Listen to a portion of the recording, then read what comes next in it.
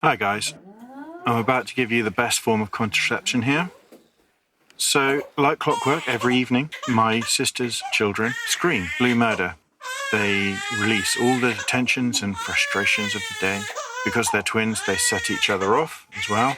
And they just let go. As you can see, they're just every evening like clockwork. I mean, you can set your watch by it. It's very normal. Babies do this. Babies just cry. Well. Any parent knows this, that at some point during the day, they will scream their heart's content. Doesn't matter what you do, right? Now, this is very healthy, and it's expected of a baby, isn't it? Because growing pains, they're continually growing. It's not nice. But also, there is an element where it's good to get breath in the lungs and, use the vocal cords and stretch them out. And they just need to let all those frustrations out and just yell.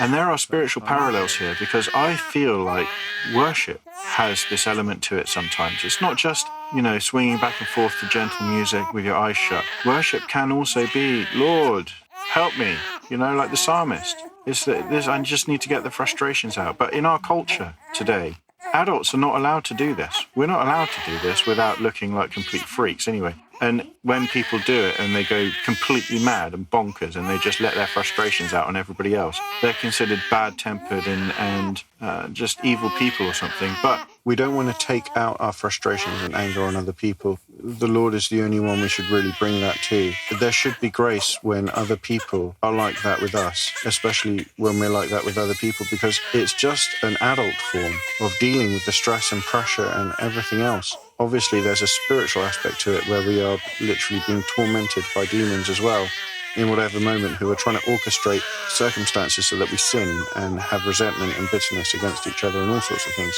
But when we take it to the Lord and we cry out to Him for mercy and help and whatever else, and cry to Him in our growing pains, then this is a healthy thing to do.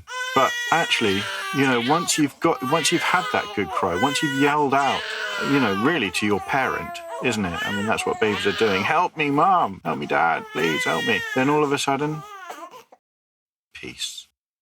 They stop. They've finished. They've fulfilled. They're contented. And now they can stare into the face of the parent and just kind of relax. They feel better. They've released. This is part of what worship should be. It is devotion to the Lord. It's also crying out to Him.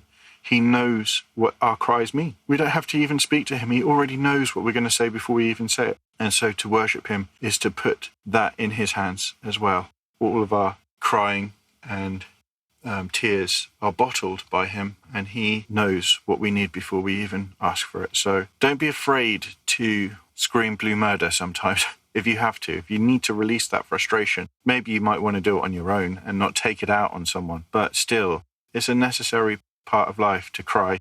It's a necessary part of life to struggle, and it's a necessary part of life to ask the Lord for help.